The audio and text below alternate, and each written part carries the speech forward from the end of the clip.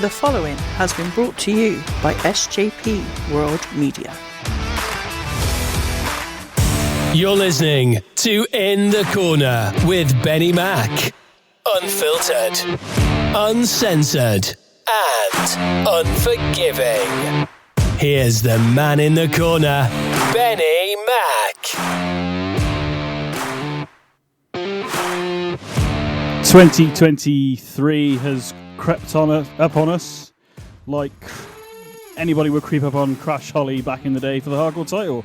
I am Benny Mac, this is In the Corner, and welcome to the new year and another show of In the Corner, episode I think 33 of this mad podcast that started back last year in the Money in the Bank, when we reviewed the first pay-per-view. That was our first one we did. Hope you all had a great New Year, Christmas, holidays, however you celebrated. Hopefully you stayed safe and had fun. Joining me from across the pond, the tag team partner, Mr. Tyler Peters. How are you, sir? I'm doing great, Benny. It's always an honor to join you, and I can't wait to do another episode of In the Corner with the great and talented Benny Mac. Oh, you're talking about me? That was a bit weird. I'm not used to praise. I appreciate it, though. No, I was talking about you. You deserve the accolades, and I mean, if you've got me on your show, you deserve credit. No, man, you make the show what it is, to be fair. To take the Benny Mac off, put the Tyler Peters on, and you can move forward with it, mate, to be fair. No. Oh, you're too kind. No, I don't think so. I think it's by popular demand, if I can get my words out. We don't want to let Steve-O down. Hopefully you're still not drinking from the holidays. Are you recovering from that? Do you have a good holidays? I was. That's what it was. I was a little tipsy there. I got so excited with all the wrestling news, or maybe depressed by it, and then what we're going to be discussing. I guess that's my excuse, but that was kind of funny. I'm sure I'm going to hear about that, but hey, leave it in your comments. As long as it gets us ratings, I'll do it. Absolutely. Well, we're back for the new year. We're not quite going to be reviewing Raw this week and SmackDown and what's been. We'll talk about that next week. Hopefully Tyler's free next Wednesday, and we'll do a massive sort of breakdown of what happened over Christmas and stuff we remember, stuff we've enjoyed. But because the Royal Rumble is it's very fast approaching.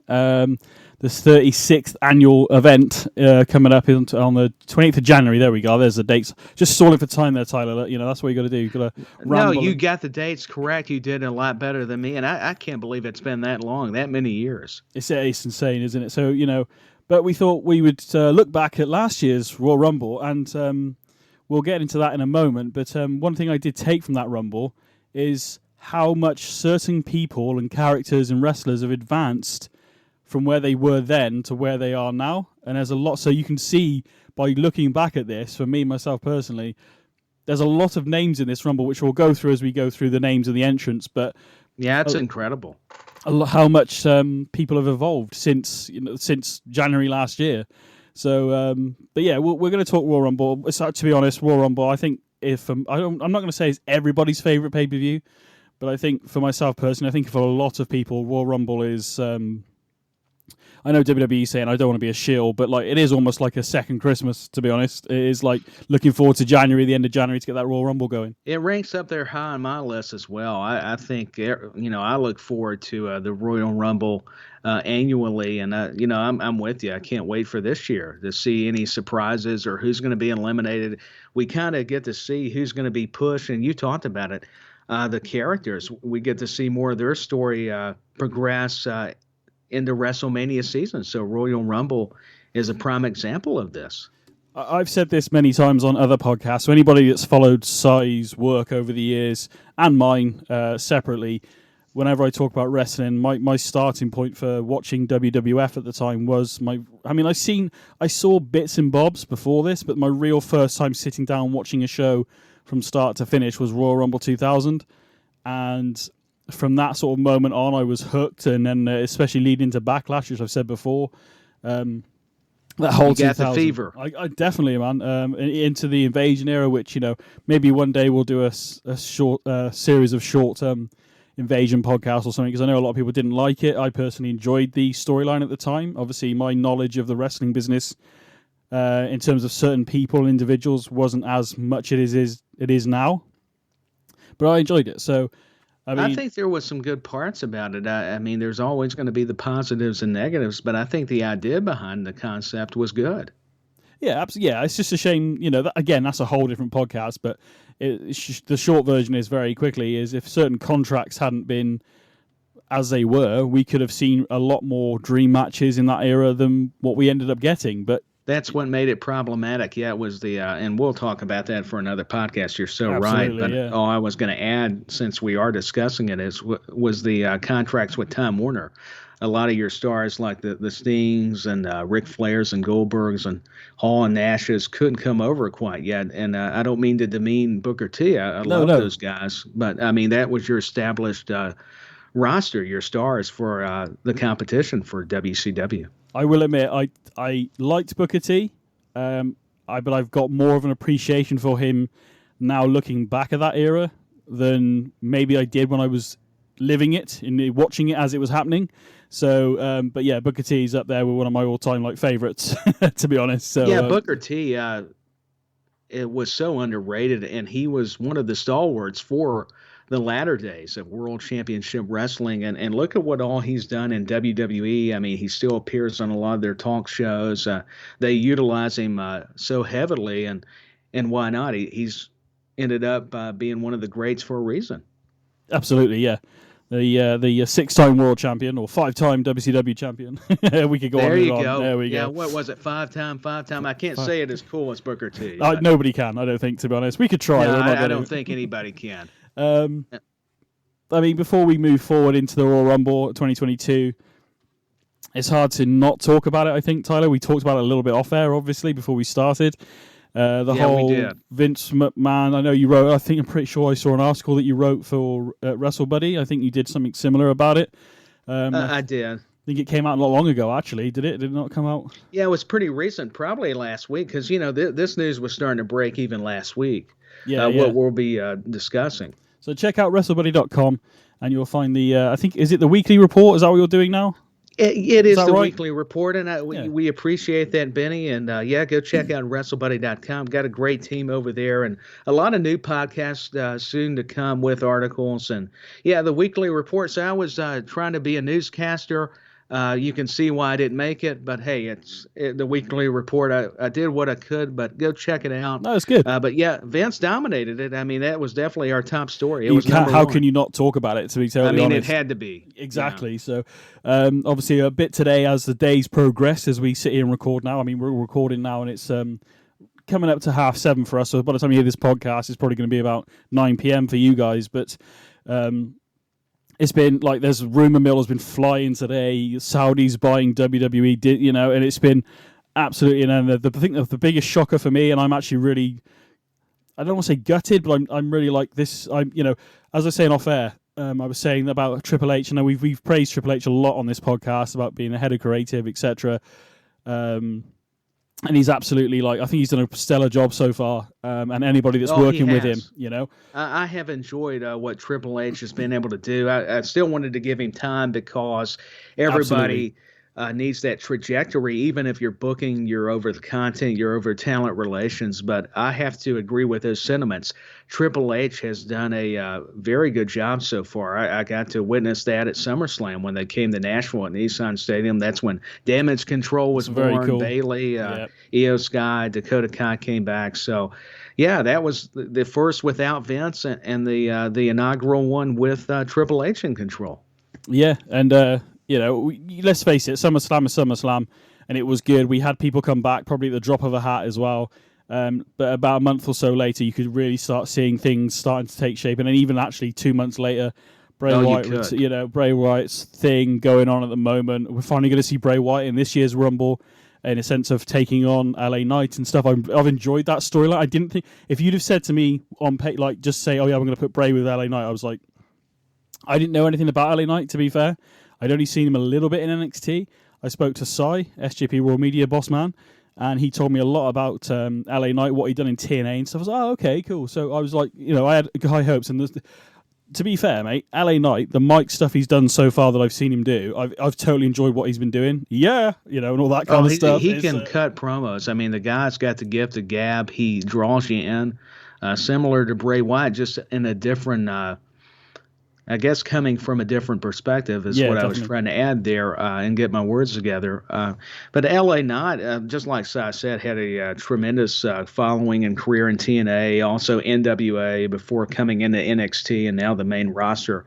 So I'm so happy for him getting the push that they've allowed him now. That's been under Triple H. We'll get into more of the topic at hand because this all ties in. So that's why we're bringing it up too. It can't help but tie in the creative and the business side of things. There's your podcast, by the way, mate. The tie-in with Ty. There you go. There's your podcast, that'll work. Buddy. You know, BenNy Mac is actually over the creative. I mean, it's his show, and he's just throwing these ideas out like nothing. I mean, this guy is just a genius. Somebody call him Paul Heyman, Triple H. Whoever he likes and admires. I may throw out somebody you don't care for, so I better watch it. And all I was going to say, BenNy, is Clash of the Castle.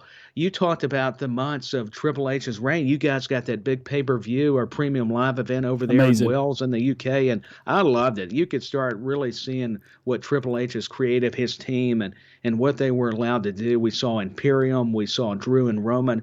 I mean, that was some memorable highlights. Oh, well, yeah, the debut on the main roster for Solo Sikoa as well. On the Clash of the Castle. He debuted. He helped Roman retain the title. He cost Drew. I was gutted that I couldn't go, but it is what it is.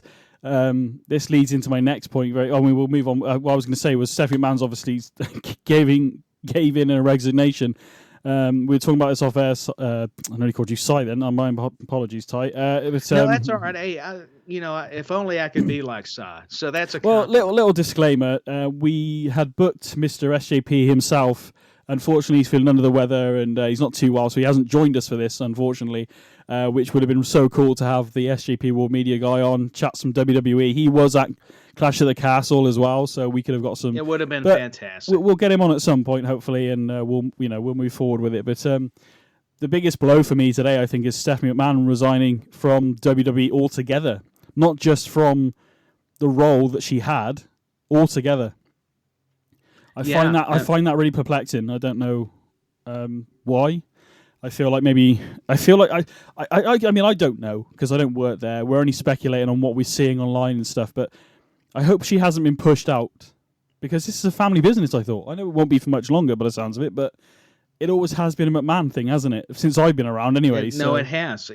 Ever since I've been around as well. I think a lot of the speculation, I think Stephanie McMahon felt like, hey, with Dad coming back, Vince McMahon returning, she saw the writing on the wall. I don't want to put words in her mouth, but after we saw, what floated around, because it was public information, they're a public company, at least right now. And, Stephanie said, I'm going to take time away from my kids. Remember, she had to do that earlier this year when the investigation into McMahon with all these the sexual allegations that were allegedly thrown on him were going around. And so it makes you wonder if this is not the move where Stephanie not only maybe forced out, but just before she got forced out, hey, listen, I've got an exit strategy myself. I'll just step down. I'll jump before I'm pushed is the expression, I think. But I'm really gutted. I think maybe, like you said, the allegations that came towards Vince as well. Stephanie's done a lot for the women's division in WWE, I think, along with guys like Fit Finlay as well. Her and Fit are great contributors. I recommend there's a video where Fit Finlay, it's behind the scenes for any wrestling fan, where he took Victoria, Trish Stratus, to name a few, and was working with them. And I mean, he was over that women's division, and in Fit Finlay, that was a project that the company tasked him with, and what Stephanie was able to do creatively with the women and show her support. She's just going to be missed. There'll be a void there. Obviously, I don't know what's going to happen with WWE. The reports were selling it's going to be sold to Saudi. That apparently isn't true now. I've heard other names and memes I've seen online today, like Disney and Roman Reigns with the Mickey Mouse ears on and all that kind of stuff. So I don't know what's going on. Another way they could go with this, if they sell it, Vince could end up staying, I guess. If they make the company private, then there's none of this board of directors he stuff. Could stay. I mean, exactly. He could actually survive it. And I told you this off air. Vince McMahon's a fighter. Whether people like him or not, he's controversial. But the man knows business, and Now, we don't agree with his creative vision, especially currently. Now, we liked it more during his heyday with the WrestleManias, Of course, and because WWE was that brand, they were more the cartoon characters. And back then, Disney would really fit in with them. And even now, I could see it because it's the PG era. They try to push the envelope when they can. People have often, started remarking, will we see more of the Attitude Era? But I'm not so sure. It just depends on who buys it. But if Vince is in the fold, I'm not sure they're going to revert to that. I think that's wishful thinking for fans during that time period. But Vince McMahon, he's majority shareholder. I think we all were stunned by the announcement that, hey, he's going to have to retire. He took to Twitter about it and then had returned. But in fairness, even though he was away, I think he's been working and paying attention, because I got to give credit to another theory that, Vince was definitely working on the cell while he was away. And I think prior, because there had been the rumors, remember, BenNny, of a cell even before all the scandal and Stephanie stepping down. Yes, there was. Yeah, you're right. You're right. Yeah, exactly. There was rumor mill flying around. I mean, this going to social media and retiring thing, I always maybe thought, yeah, all right, he's not going to be on TV and he's maybe not going to be have an active day to day, but he, he's built this business up from when he took over from his dad and stuff, and he made the company public, and he risked a lot to get the company to where it is today. He's made his money. He's in his 70s. Why not retire? I think it was in good hands with Stephanie, Khan, and then Triple H at the wheel at the moment. That's not to say somebody else can take over later on, but why not? Why not just enjoy your retirement, man? I feel like he's almost too egotistical to let go of it. I don't know. It's his creation, I guess, to a degree. So well, I think you nailed a lot of valid points. It's his creation. He helped found it. He bought it from his father. It's been in his family, but he's not opposed to selling it. Evidently, I mean, because he's going to get a big old check. Not that he needs it, but think about it. He wants to be there to be the one to broker the deal. I just can't see why it can't be left to Stephanie and Shane and however that would work. Leave it in the family. They don't necessarily have to take it. I feel it's almost like, well, I feel like in a weird way, it's almost like when you break up with someone. I don't want you, but I also don't want anybody else to have you. Basically, that's almost what it feels like. That's a good analogy. No, I think that's how Vince is looking at it, and I think he wants to come out on top, knowing that, hey, I've survived all the allegations. Well, the government back in the, what was it? Yeah, just like the steroid trial. trial. I mean, he's been able to overcome a lot of obstacles not many normal people can, because of who he is, and use that celebrity stature and being that longtime promoter. Even if you're not a wrestling fan, you've heard or know of Vince McMahon and that family. Absolutely. I mean, they're polarizing. So I think he uses that. It's his reputation. He's got the pride like any of us, but it doesn't justify it. But I'm with you. My hope was at least Shane, Stephanie, Triple H, if nothing else. But it looks like, Vince is taking over the reins, and, we can get into so much other, in just one topic. There's so much to unpack. Yeah, absolutely. Here. Yeah. I mean, check out Tyler. How often you release? I know it's weekly, but what day are you releasing your weekly report? Is it every Monday or? It's normally every Sunday. Every Sunday. My apologies. We're doing the weekly report, and it goes by the article. Now, the article may actually come out after the weekly report, but it correlates with it. So it's just top 5 of the major wrestling stories that are occurring, and no doubt this will dominate it again. I mean, yeah, McMahon, more than likely, yeah. Maybe for months this will be, hey, number one, Vince McMahon. Not only is he back now, that was the one last week. This time it'll be surrounding the cell and all the other details that are now been released, disclosed to the public. So just stick around. We don't plan it that way, but it happens. You can't help it when it's the big story. Well, check out WrestleBuddy.com, and there's a lot of other articles going on there. But obviously, Mr. Tyler Peters, co-host of this show with me at the moment, is doing the weekly report, and that's where I got some of my information, Ty, to be honest. He did my homework for me, so it was very helpful. Thank you. Well, and I appreciate that. I get a lot of good homework and feedback ideas from BenNy as well. And go check out the team over there. They do a marvelous job. There's a lot of great content and other writers as well. So, I appreciate the plug, and I know they will too. Oh, that's all good, mate. I honestly enjoyed it.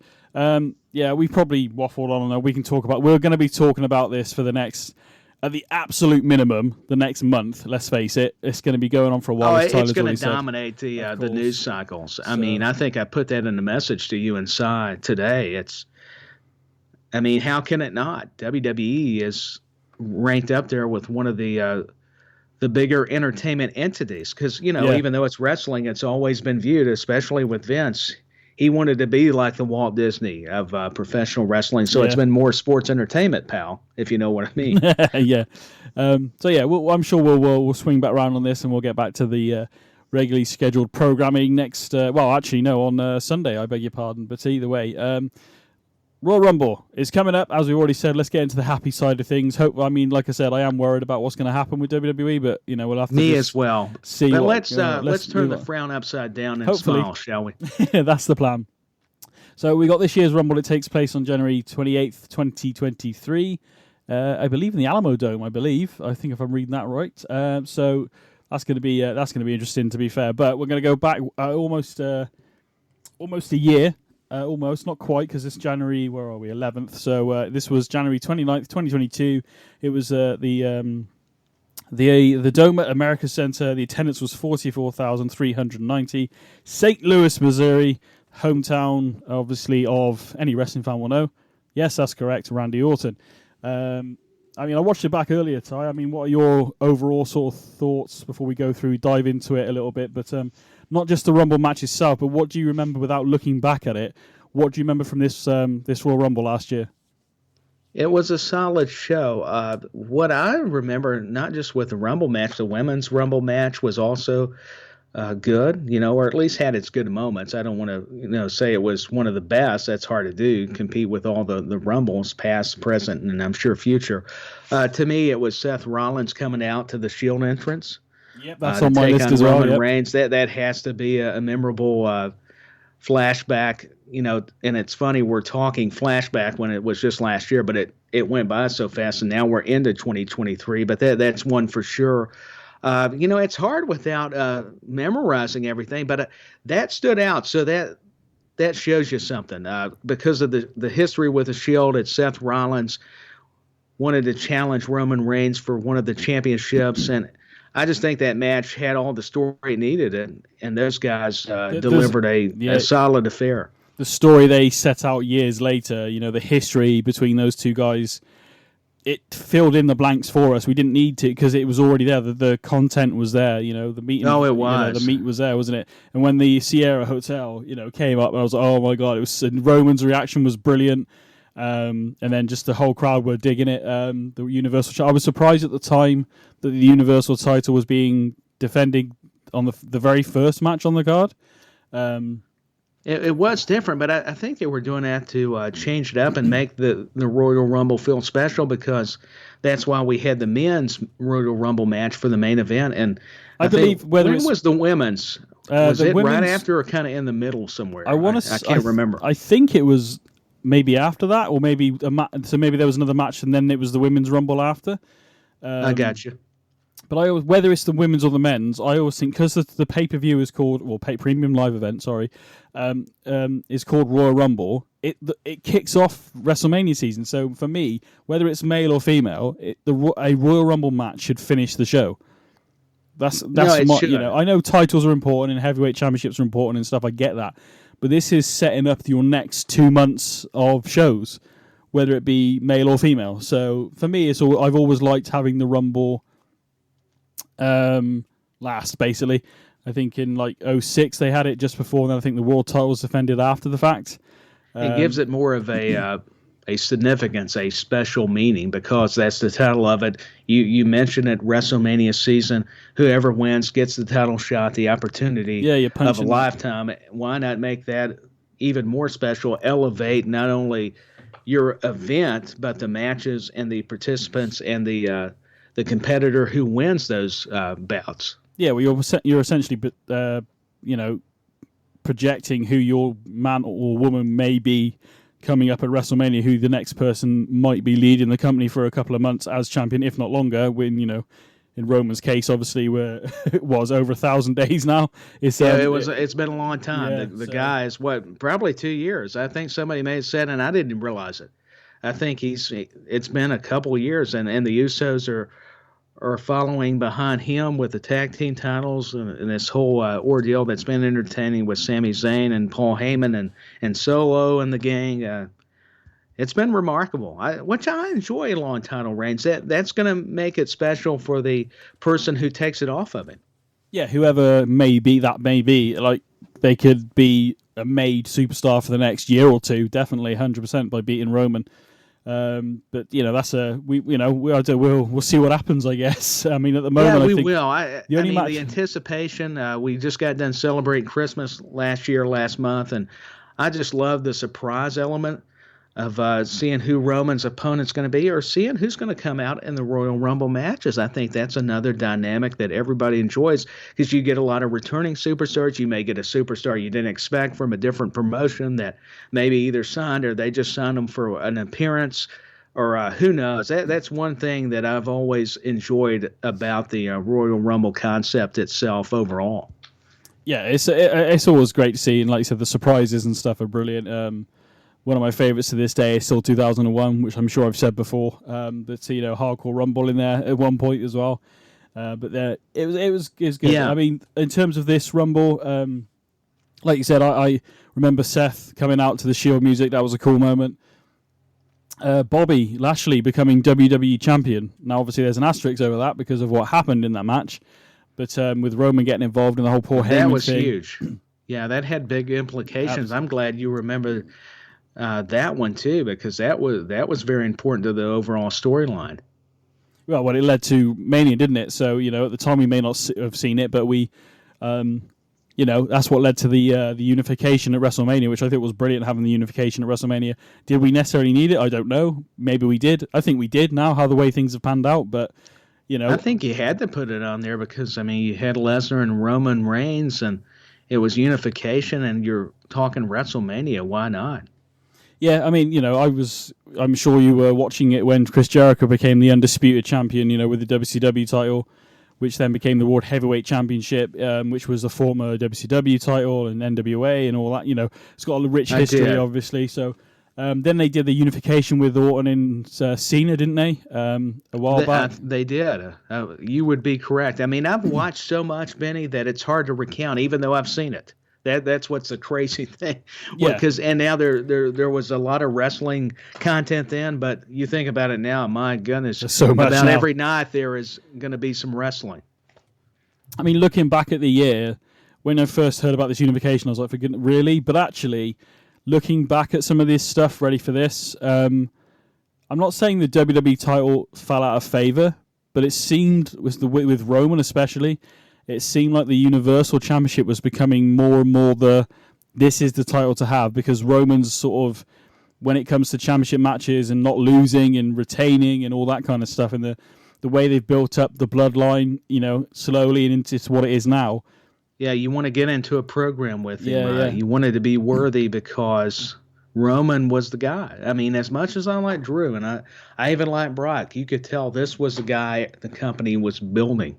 This was their brand. This was the face of that organization, was Roman Reigns. But SmackDown for me, I've said it on the show already, but the SmackDown show for me is, I always look forward to SmackDown. Raw, I kind of go, I want to watch it, but as we say every week, Ty, the show's too long. It is a bit long. I will tell you, going to see the Raw in Nashville a couple weeks ago. Oh, yeah, you did, didn't you? Yeah. It actually is better going to watch it live because it seems to go by faster than if you're watching on TV. I still watched it on my DVR just because it was kind of cool.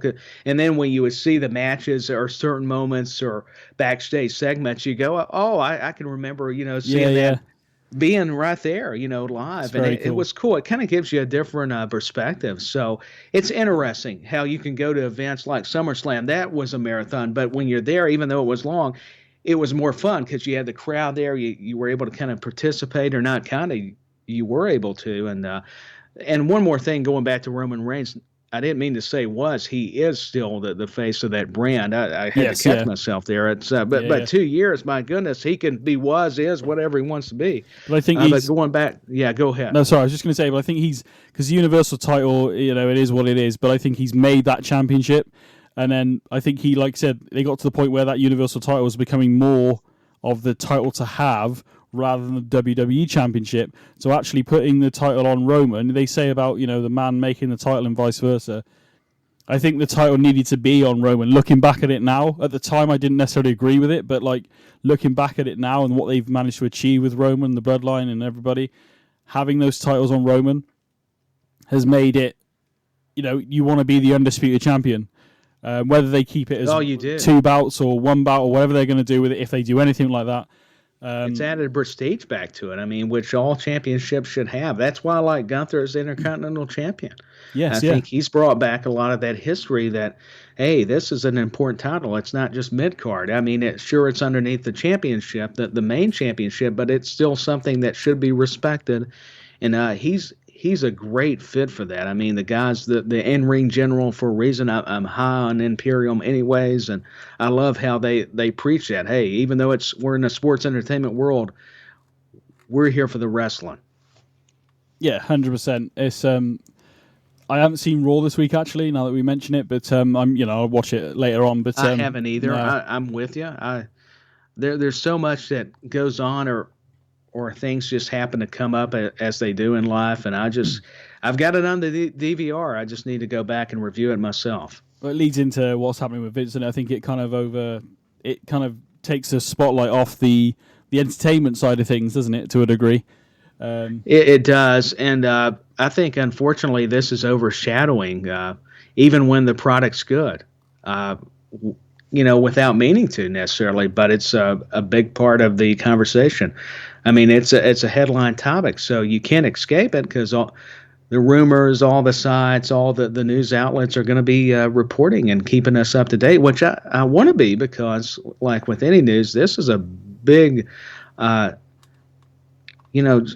not only deal, but this is going to change the landscape, so to speak. So I was even trying to struggle with the right terminology, how you would describe it. It's monumental what's transpiring now. Yeah, absolutely.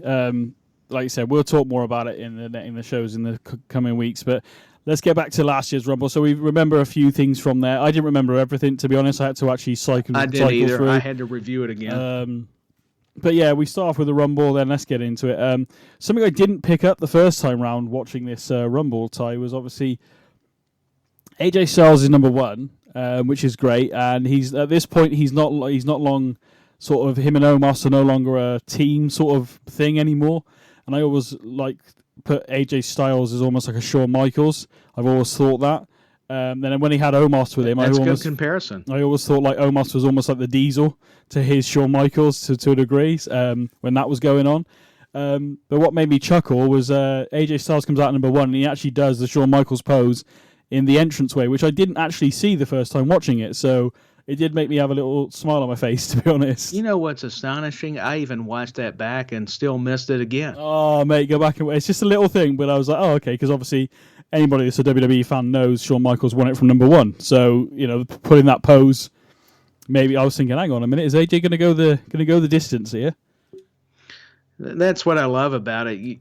It makes you hopeful that he would or will, and for those who have watched it will know, but maybe those who haven't, you got to go back and check out the show. I'll give it back to BenNy, but that's another point I wanted to make about the Rumble. Makes it so exciting. Yeah. So we have AJ Styles come to the ring. Shinsuke Nakamura was then the Intercontinental Champion, which seems like yes, it was a year ago, but it seems like a lifetime ago that Shinsuke Nakamura. It does. It seems like, man, has it been a decade? I mean, and it's only last year. It's not. It was almost 12 months that he was Intercontinental Champion. AJ Styles and obviously Shinsuke Nakamura. I don't watch a lot of New Japan, but I did see the match they had at the Tokyo Dome. Many. I want to say around 2014 or something. I don't even know. It might be 2016. No, it could have been 2016. Maybe 20. I don't know when it was. So somewhere in the 2013 to 2015 sort of time frame. But I watched their match they had at the Tokyo Dome, and it was really good. Unfortunately, the match they had at Mania a few years ago didn't quite live up to the billing. It was not the same. No, which is a shame, because I think they're both freaking great wrestlers. But there we go. So they're deserving to have a match that was similar to their New Japan matches. It could have been absolutely amazing if they'd have. I don't know what was going on that day or who produced the match or why it was done that way. I have no idea, but it just didn't live up to that Tokyo Dome match at all. So those two go at it for a little while, and then we have Austin Theory. Now again, we're talking about a long time ago. Look how far Austin Theory's come since Royal Rumble 2022. That's what I was about to say myself. I mean, look at how far Austin Theory came, in his career, or come anyways. I got to correct myself there on the grammar. But all I was going to go back to, Benny, is what you were saying about Shinsuke Nakamura and AJ Styles. That chemistry never left, and I thought it was very cool how they started the match. I enjoyed Austin Theory coming out. So there was just a lot of moving parts, and I'm so glad you brought up that point that, hey, listen, a lot of these guys, you look at them then now, compare it to the modern day, and it's unreal. Oh, yeah, Austin Theory, obviously, up and down. I mean, he went to Mania that year and lost to Pat McAfee, and to be totally honest, in a really good match, which then was spoilt by Vince McMahon coming out and having a match with Pat McAfee, which was like, it ruined it. It was a great moment, and Pat McAfee, I will admit, I wasn't a big fan of him at first on commentary, but once I got to listen to him and get to sort of see his character and the way he was, I was like, I can't wait for that guy to come back on commentary, to be honest with you. So, yeah, Pat McAfee is a treasure. The guy took wrestling seriously, like Bad Bunny, and not giving anything away about our review here. But Logan Paul, whether you like all these personalities or not, it's good to see him take it seriously and put in the effort, and it showed with Pat McAfee. He was already a natural gifted athlete with his football career. You talked about a great commentator, and Theory and McAfee had a great match. Austin Theory is a just unbelievable worker already. And that's not always easy because he's still young in his career. And, I didn't know that we would get McMahon and McAfee at first. I mean, they did a good job teasing it. But I wish we would have not. I did mind Stone Cold and Vince having the moment. But, boy, was that a bad stunner that McMahon took. Wow. Yeah, less said about that, the better. I wish that you could replay that in a sense of McAfee beat Theory. Vince McMahon wants to get in the ring and fight, but Austin comes out and stuns him before anything happened, because we could have done without the Austin and not Steve Austin, obviously. Austin Theory, Pat McAfee put on a great match. We could have done without the Vince and Pat McAfee is what I'm trying to get at, which I've already said. But no, I understand where you're coming from. What's confusing is, you got Austin Theory, then you got Stone Cold Steve Austin. So I would have that problem too. So I'm backing up my tag team partner, the host, because God knows I've flubbed up enough and haven't got my grammar correct all the time. Austin Theory's United States champion now. I think he's had a great sort of character overhaul. He lost his first name for a little bit, found it somewhere and put it back on. So it's all good. He got it written back. Same with Vince left.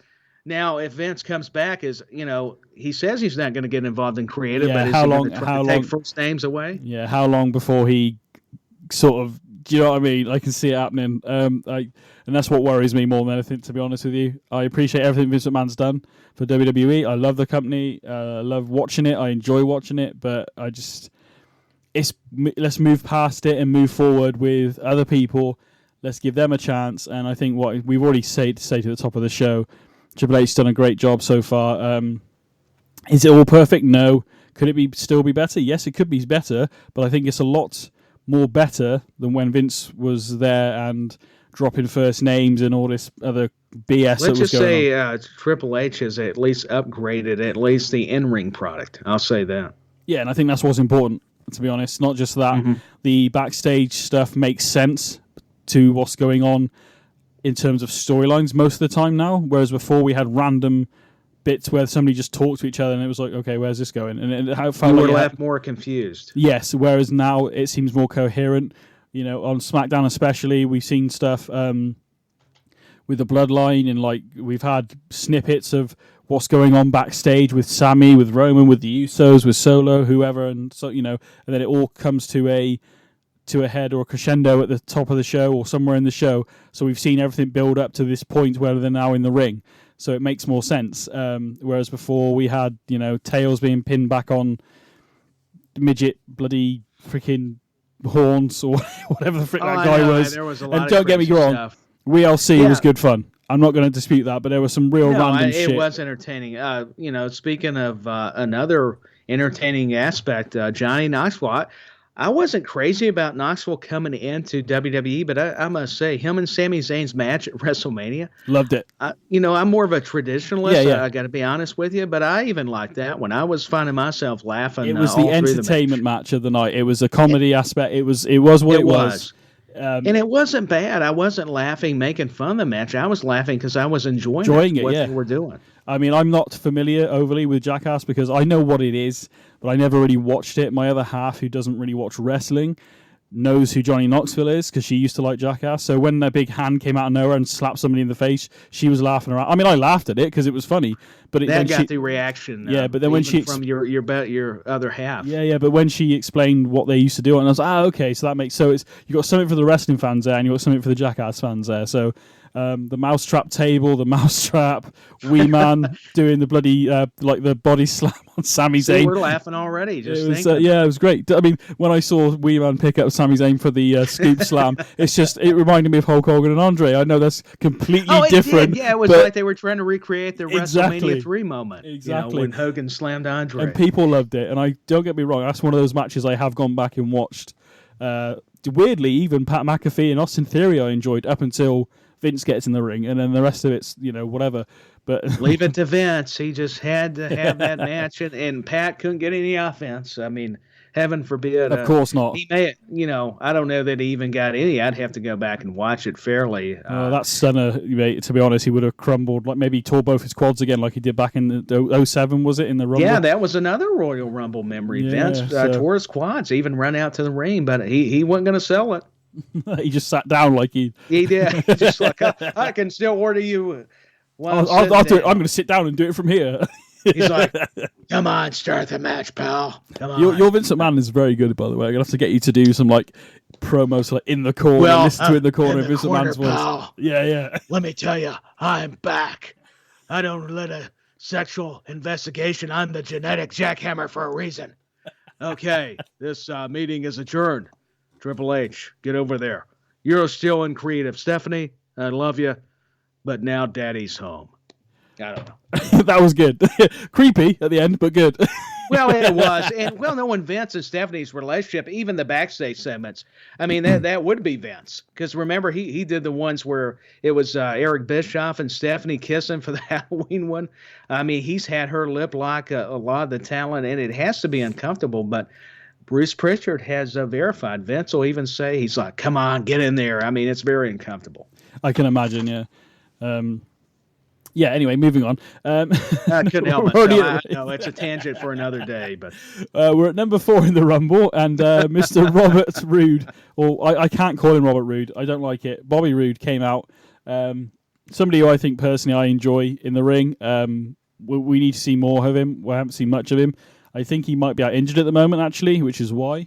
But Robert Roode and AJ Styles sort of have a moment, and there's a TNA chant because these guys are obviously back in the day when TNA was good. But unfortunately, I enjoyed TNA. I not to stop you there, just very briefly. I thought the early TNA, especially with those guys, AJ Styles, Robert Roode and James Storm and Chris Harris and all those guys, Petey Williams, was some good stuff. Yeah, it had its moment in time. I think the 6-sided. Yeah, I know some talent have come out now and said it was actually a pain in the ass to work in, but it gave a different visual, didn't it, to it. And that was the goal, just to give it a different feel. But I can see why a lot of the wrestlers would have trouble, because you finally get used to one way of doing something, and then 4 sides, and then you get these 6 sides with the new ring. But I don't mind change, though. I mean, sometimes change is a good thing, because you got to alter your presentation every now and then. Well, I've always remembered this for some reason. This is off again. You'll get used to it on the show's tangents, but there was always the watching like the making or like the history of The Simpsons back in the day, and I'm talking back when it was probably about 11 seasons, not 95 that it is now. But yeah, what is it, 100? I have no idea. It's over the 20s now, isn't it, in the seasons? But it has been on forever, because even when I was little, it was the popular show. And it just and more power to them. They are a juggernaut. They have been going forever. I like the older stuff. I've watched a few of the new ones. I haven't quite grasped it, to be honest. Yeah, me too. I like the older Simpsons better. What I was going to say, BenNy, is I think Moses was watching The Simpsons. Holy moly! Yeah. Maybe not that far, but it's. Oh, there you go. Well, it might have been on the Stones. Maybe, I don't know. It's just. What I was saying was that I remember Matt Groening talking about when we used to flick through channels back in the day, and the reason he chose yellow for The Simpsons was because if you're flicking through channels, and then all of a sudden you see something yellow, because it's not going to look the same as everything else, so you flick back and go, "What's that?" Oh, okay. Oh, and if somebody's never seen The Simpsons before, they'd be like, "Why are they yellow?" Like, do you know what I mean? That would be their gravitate toward it. So you gravitate towards it. So having that 6-sided ring in TNA, if you're flicking through the channels and suddenly you see a ring that looks different from a traditional, squared circle, you'd be like, "Oh, what's that?" So I think that's what helped draw a lot of it to TNA, and not just the ring, but obviously the wrestling helped. But in terms of a visual, when you're flicking through and you go, "Oh, what the? Oh, okay, that's different." Yeah, automatically you're intrigued though, because that's a different ring, that's a different look altogether. And then I love Mike Tenay. People will recognize him if they watch WCW Nitro. He was great at telling the stories of the Lucha Libre, the Japanese wrestlers. He did great on color commentary, and then play-by-play did a great job. And then Don West, who we just lost. Yes, even if people were not as familiar, one of the ultimate salesmen, and he brought that energy and passion to the broadcast booth. And as two gentlemen who have attempted commentary, I mean, he's became a later influence. I've came to appreciate him more. It's unfortunate we kind of wait till they pass before we have that respect, but it's true. I mean, I've going back watching those tribute video packages about Don West. You got emotional. It was what a legacy he will leave behind. I mean, I know who he is. I remember listening to him in TNA. I'm not overly familiar with all his work, but whenever we lose any, he's definitely the voice. He's one of those voices. I couldn't remember his name, to be totally honest with you, so I'm glad that you brought it up.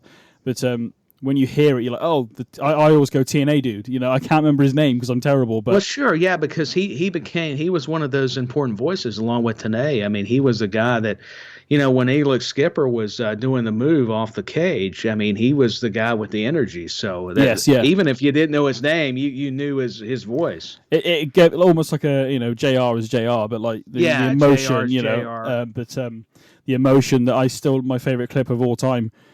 One of my favorite clips of all time of JR is when Jericho became champion on Raw, for about 10 minutes, and he had to give the belt back. But we've got a new champion, the release of it was he really brought it good. Up to another level to Jim Ross, and that was peak JR. No offense, I respect him still, but that was classic JR, Jim Ross, and in honor of JR and all broadcasters, we need our own barbecue sauce.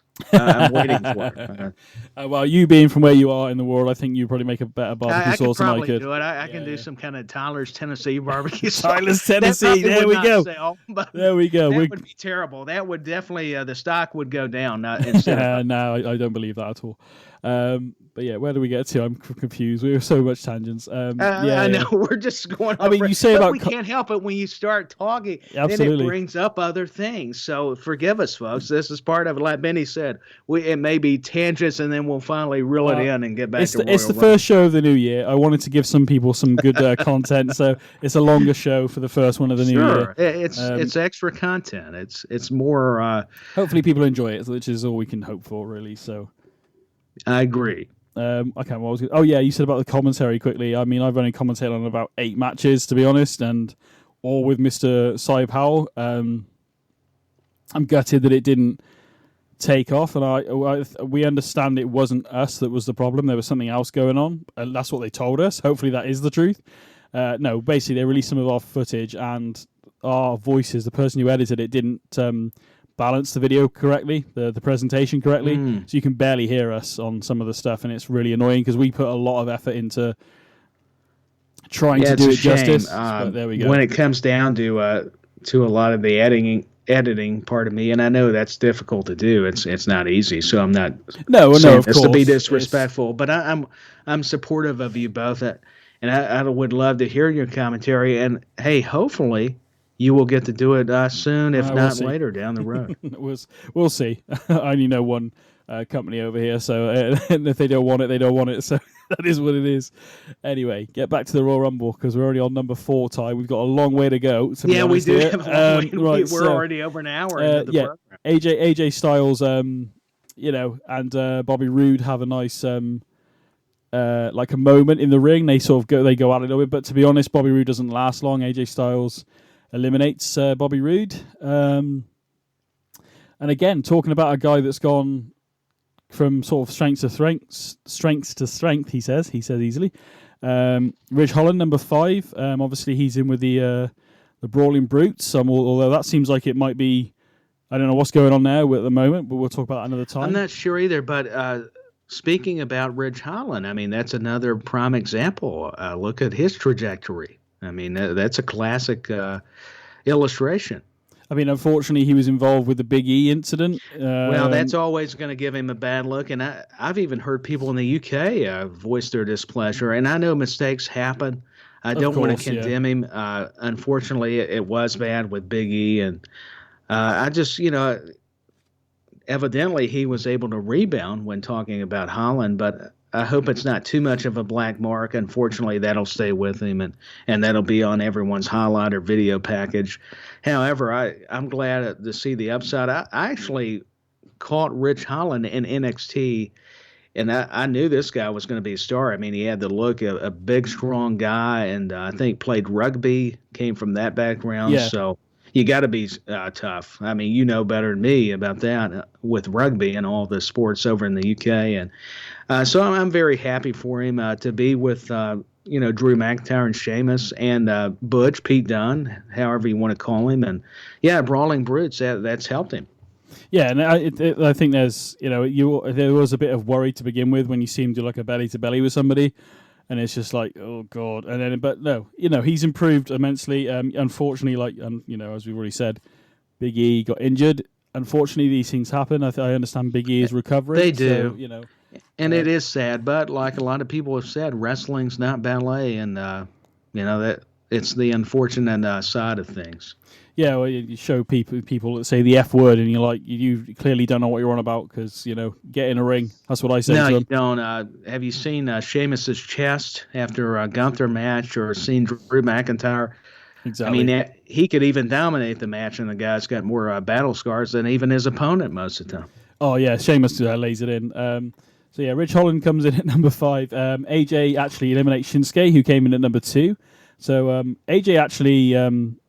I think it's 2 eliminations for AJ already, and he's already on a roll. And AJ Styles, they highlighted him very well in this Royal Rumble match. Definitely. Number 6 is Montez Ford, one half of the Street Profits. I've been a fan of the Street Profits since NXT when it was the black and gold. Loved it when they became NXT Tag Team Champions. I thought they were a great team.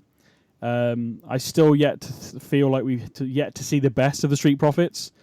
And hopefully that's coming soon. I think there's more to come. I agree or concur. Let me change up the wording a little bit. But Montez Ford is, talk about a just tremendous athlete. The way the guy can do those moves, the frog splash off the top rope or coming off the top rope onto somebody. I got to witness that in Nashville on Raw, and to see that live and at SummerSlam, that was remarkable. I mean, really cool. The guy he does go up to the heavens. Corey Graves is not exaggerating, folks. He does. Yeah, you can tell he gets some height on it. As soon as Montez comes in, he almost eliminates Theory, but doesn't quite get the job done. Number 7, Damian Priest. Now another guy. We've got to stop and talk about this guy because Damian Priest. At this point there's 5 guys in the ring, but Damian Priest has come from doing sort of, I don't want to say nothing, but it felt like he was floundering a bit, I think. Then he got put with Edge, which started the whole Judgment Day thing. And now we've got Judgment Day is the way they are now with no Edge, and Dominic's his character's growing week by week. And Rhea evidently Ripley. He was in prison. Apparently so, yeah. Got arrested at Christmas for causing trouble, and I saw the video online, which was like a digital exclusive of him getting in the ring. I have seen a very quick picture of him dressed the way he's dressed on Raw.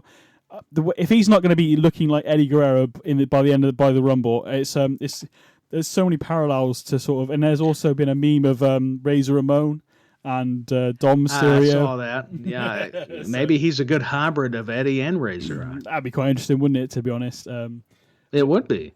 I mean, if they're not playing on the whole thing that happened back in '06, which I've mentioned many times when it comes to Dom, and it would make sense from a storytelling, aspect or process, however you want to word that there, because Eddie and Rey Mysterio had the battle for custody, the ladder match. That's it, yeah, that's it. So, yeah, I think a lot of people have been sort of making comments towards Dom about Eddie, are you sure Eddie's not your dad and all this kind of stuff. So, now I think Miz mentioned that a fair few months ago. If they are both in the Rumble, we're going to have Rey and Dom come face-to-face in the Rumble, aren't we? It's going to be coming to... It's inevitable, because this is where, all the brands have to compete. So I think that's the kind of moment everybody is looking forward to. Be very, very interesting anyway. But yeah, Damian Priest come in at number 7, sorry.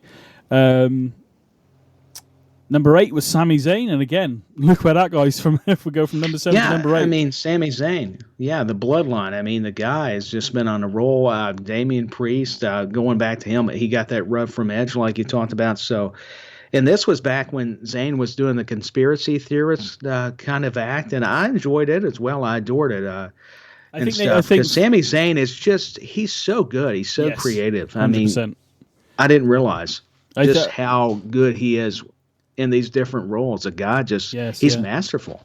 You didn't really see that in NXT or when he first came up to the main roster, but you've definitely seen him. He's almost turned his hand to anything, and it's almost... I mean, the conspiracy theory stuff I liked to begin with, but I think they dragged it out a bit too long for me. But other than that, this guy is from where he was, probably even back then. I know he was kind of... I think he was he still sort of wearing the... I can't remember if he was wearing the Bloodline T-shirt or not then, but I think maybe a few months after. But because it would have been after Mania maybe. But I mean, just look where he's come from. Since I mean, he's an honorary Oos, and everybody's feeling Oosy. Well, I mean, who would have thought back that many months ago we were going to get this version of Sami Zayn with the Bloodline and getting catchphrases and these backstage segments and soap opera type stuff that even men enjoy. It's been really good, and I know we weren't going to talk about it too much, but SmackDown this past week with Roman shouting at Sami, then apologising backstage, it's been a very... It feels like it is definitely bubbling up. What's going to happen? Do you know what? I don't know. And to be honest, I'm just going to keep watching and hopefully enjoying it, because I'm enjoying it at the moment with the whole Bloodline. Yeah, me too. Sami, I can't wait. I'm just like all the fans. I want to see what unravels, and I just want to get my popcorn ready and be backstage with the Bloodline. Yeah. I have to Photoshop our faces onto the... There you go. That'll work. That'd be good. Actually, let's do it. We'll put Sai's head on Paul Heyman behind. Sign there. Sai was out on business. He was, helping us, and he'll be back. Absolutely, yeah. Johnny Knoxville, we've already mentioned him, but Johnny Knoxville comes in at number 9. I was, do you know what? At the time, I remember being, oh, for goodness sake. But because of watching WrestleMania, which we mentioned earlier, now watching this back, I'm actually like, oh, look, Johnny Knoxville, yeah, this is going to be good. I actually do like Johnny Knoxville. Yeah.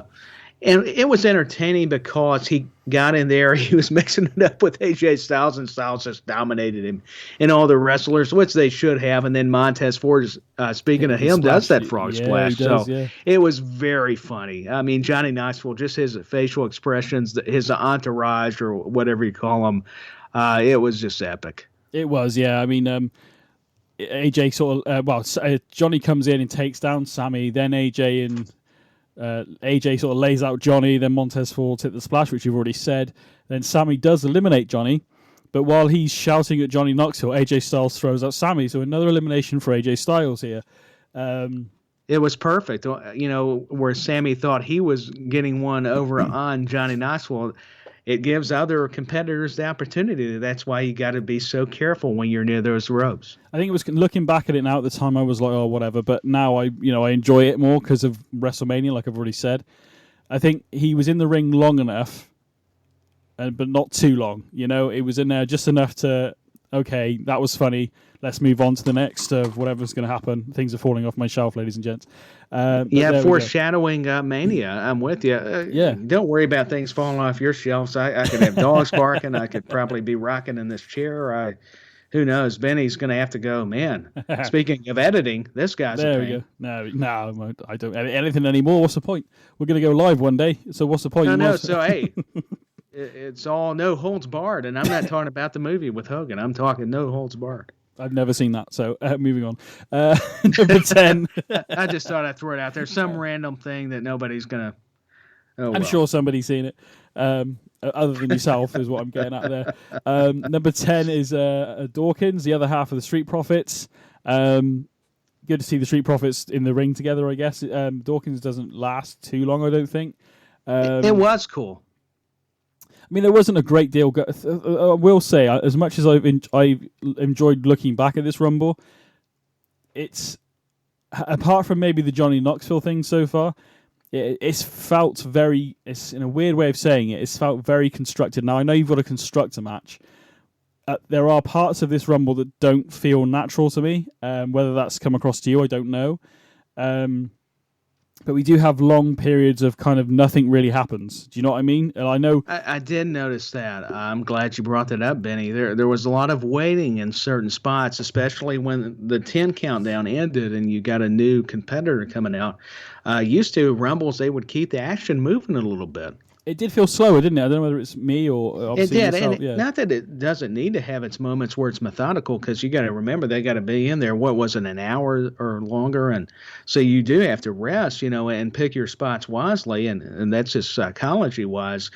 Yet still, it would have been nice to have a little bit of movement, though. But you would notice the guy would get into the turnbuckle, do some moves, and then he'd back up. And it was, they were waiting for who it was going to be. So, I could see it. But, I did feel like certain moments were a little bit monotonous or just did not have a certain feel to them, if that makes sense. Yeah, no, it's hard to explain, but I know what you mean, because I think I felt the same. And it's just like, I don't know. It didn't not. Yeah, I think we'll leave it at that because I can't really explain it any better than what you have and what we've already said. Dawkins came in, and then with number 11, Omos came in. 7 foot tall, this dude. 7'3", 400 pounds. The cameras can't even measure him. I mean, that's how big the guy is. He literally comes in, throws out Dawkins as soon as Dawkins came in, and he eliminated Dawkins and Ford in one fell swoop. Dawkins was barely in for 2-3 minutes. He wasn't in there long. And, Omos, here's another takeaway, BenNy, is I'm interested to get your point of view on this, is that everybody was in there to make Omos look stronger than what he was, meaning that he had to be polished up due to a lot of the talent that could bump for him. They could, take the power moves and really elevate this guy. Yeah, I 100% believe that, to be fair. That was what the deal was, I think, was to, like you said, make him look strong. So he eliminates 2. He does throw AJ into the ring post, which looked quite painful from the angle they showed it. Whether it actually was, I don't know, but it looked and sounded painful. Now, again, I've already mentioned AJ and Omos have a bit of a history. And it's a credit to the camera work sometimes. It may just take, seeing it a different way, and it didn't mean it wasn't painful, but that to me kind of, magnifies a good move. Yeah, 100%. So, but again, we've already touched upon it, but it was starting to feel a bit monotonous in areas, and I think this was. It was maybe because a little bit. Sometimes it would be separated, even as far as entrances. Now I get it, tag teams, and they did do a nice job with certain storylines. We'll get into that. But yeah, I can't help but surmise that you were so correct, sir. I appreciate it. Anyway, number 12, Ricochet. I love Ricochet. I think he's a great talent. I think he's a damn good wrestler, to be honest with you. He's not just all about the flips and everything, which he, in fairness, that's his wheelhouse. But I enjoy his work, to be fair. He tries to fight Omos. not much luck, to be honest. He gets slammed almost straight away. I can't believe it took this guy, number 13, Chad Gable. And I do have... Where's my sound effect? Cheers, please. There it is. Love it. Chad Gable comes in and basically convinces all the other wrestlers in the ring to team up on Omos, which makes sense. The biggest guy in the ring, why not? But it makes sense. It's a numbers game. Why? Yeah, you said, you got to attack him from all sides. Yeah, he convinces Priest because he's the biggest guy apart from Omos in the ring. They go at it a little bit, which was quite cool, but then nobody really helps Priest for some strange reason. Yeah, they kind of left him on his own, and maybe to get rid of the other bigger guy, I guess. But but that's the logic. I love Chad Gable. I was just going to reiterate how underrated and very skilled former Olympian. I love how he quiets down everybody. And Chad Gable, now look at how far him and Otis have came. I mean, that's what I love about the Rumble match. While we're talking about 2022, just last year's Rumble. I mean, I wish Chad Gable and Otis had a bit more of maybe a mean streak in them, because they seem to be the gatekeepers for losing matches at the moment. I mean, I've not seen this. They seem to be too blurring the lines, where they can be aggressive, but yet they got to back off and do the comedic kind of stick. Yeah, maybe they should go more aggressive. I don't know. We'll see what happens. But Omos eliminated Priest, and then everybody else kind of dives on Omos, trying to eliminate him, and then Dom Mysterio, who we've already talked about briefly, joins the ring, joins the match, and something I took from this is Dominic's second Royal Rumble. I apologise, second Royal Rumble, but his first Royal Rumble in front of a crowd, because when the last Royal Rumble happened, 2021, there was still no fans. Or no, maybe it wasn't 2021. Maybe it's 2020. Either way, when he had his first Rumble debut, it must have been 2020. I apologise. He didn't actually perform in front of fans. So this is his first Rumble in front of fans, is what I'm getting at. He got to get that crowd reaction, that adrenaline, and I was happy for all the wrestlers, and especially Dominic getting that kind of moment. He deserved it because he worked hard. Another guy that, thanks to his dad and a lot of people mentoring him, he took it very seriously. It's in his blood, and he's proven. He's improving each time I see him wrestle. I think 2023 is going to be a big year for Dominic Mysterio. The way it's going could be a very, very big year for him, to be honest. With I believe you. Dom's help and everybody else help and AJ's help, they all managed to eliminate Omos. So proving that being the big guy in the Rumble once again is not necessarily the best thing for you, because otherwise Big Show would win the Rumble every year, or he would have done back in the day. Or Andre, which he did. Exactly, it was always smart. You'd see that strategy. That's what I loved, even with the contemporary wrestling. Is let's gang up on the big man, and just because you are a giant doesn't mean you can't be knocked down to sides or over the top rope, whether not literally thrown, but thanks to a team effort, we can get the job done. I mean, I know he didn't win the Rumble, but I think the smartest, if we were giving out trophies for things, the smartest man in the Rumble, I think, even though he didn't win, would be Chad Gable, because he used the other big guy to fight the other big guy, but the other big guy eliminated that big guy, and then everybody else teamed up on the other big guy.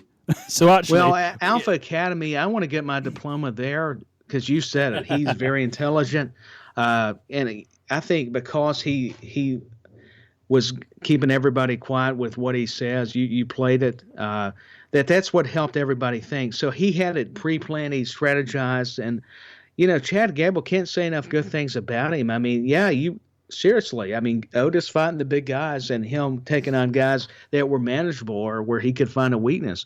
That just goes back to the classic psychology of wrestling. Yeah, and it's not until you really sort of stop and think about it, what you've just witnessed, and I didn't necessarily pick up on that when I watched it the first time. I think probably by that point I was like, it was getting a bit sort of like, oh, come on, just let's have some action, Was it me, or was it there getting to be some lulls like you do a movie? Even if it's good, if it's not picking up that part of the story is kind of lagging, or you're like, okay, I get it's got to build. Can we get some action, or is there going to be a part that, gets me investigated back into this thing? So you could kind of use that comparison, even though we're talking two different entertainment kind of events or shows. There are those moments where you tell certain bits of information, I guess, that you need for maybe later on in the show. So, but there we go. So after all that goes down, number 15, Happy Corbin, who looks. I want to sit here and say he's improved, and I'm not saying I actually like Corbin. I think he's actually underrated. But in terms of his character, the only thing that's different for me is that he's got JBL by him now, which is funny, which is great. But there's not much more going on with Happy Corbin at the moment. You still like to see some modifications to his character. I believe so, yeah. I don't know necessarily what they are. I just...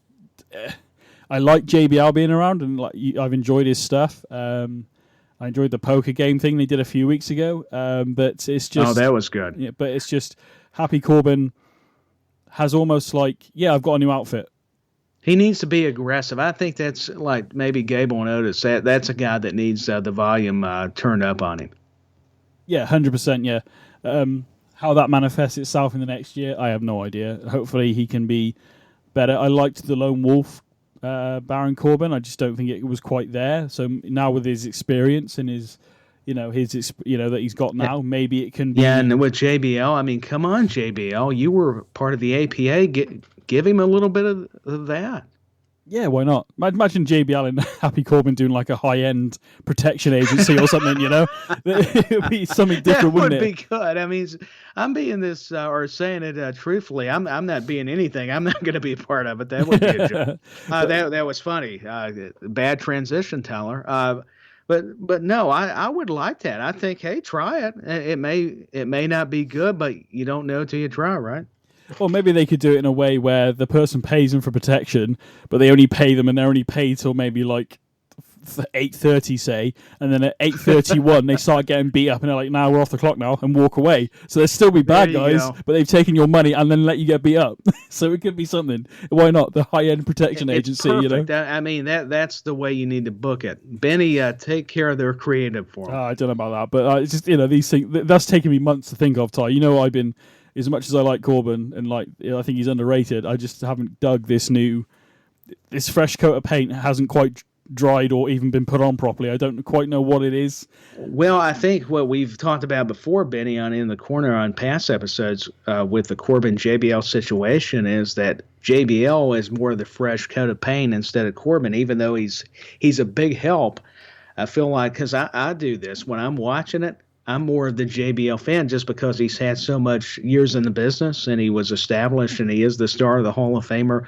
That's where sometimes I don't want to say hurt you, but it kind of overshadows the talent.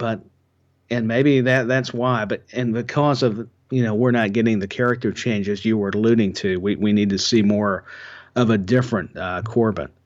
Yeah, again, that was just off the cuff. But I think the high-end protection agency could be quite funny, to be totally honest with you. I think that's brilliant, and I'm for it. And just sign me up. I'm not going to be a part of it. I'm not the athlete. I tell you what, ladies and gents, if that starts happening, if that happens now, you heard it here first on In the Corner on SGP Royal Media.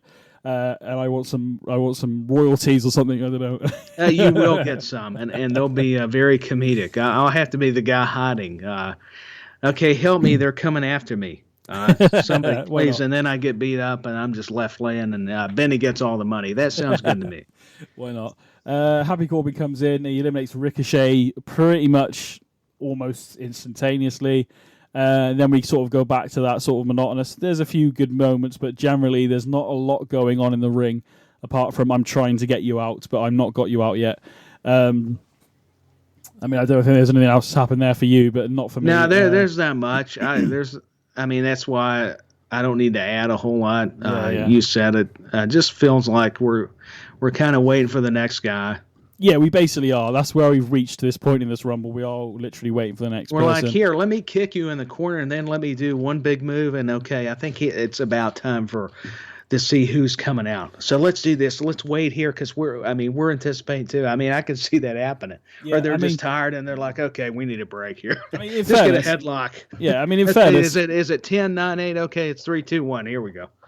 Yeah, I mean, in fairness, they are trying to they're trying to fill the ring back up a little bit more for obviously another big moment. So and I could see it. I'm not making fun, but I could see why. There's reasoning there, like you were stating. I don't want people to mistake what I was implying. I'm just it does. You can't help but kind of laugh at moments because you could see they're tired and they're kind of like there's a reason for what they're doing. So that it's like when you see someone. They'll come over, they'll hit you, then they'll walk away and start trying to eliminate somebody. But because they've hit you, they'll come over and hit you rather than help you try and eliminate the person out of the ring, which is actually what the match is about. So there are moments that still don't make sense to this day in the Rumble, as much as I love it. But there are moments. Yeah, I mean that's what's great about it. That's why I like it. I respect it so much, and I could see why they would do it. But no, just going to your point, I mean, there were those dull moments like anything. I mean, even if something's good, you're going to have, less than stellar fragments of it. Yeah. Number 16, Dolph Ziggler, who was actually teaming with Bobby Roode at the time, but that sort of dwindled out, and it is what it is. And during this phase between 16 and 17, Baron Corbin eliminates Dom, and then Styles throws out Theory.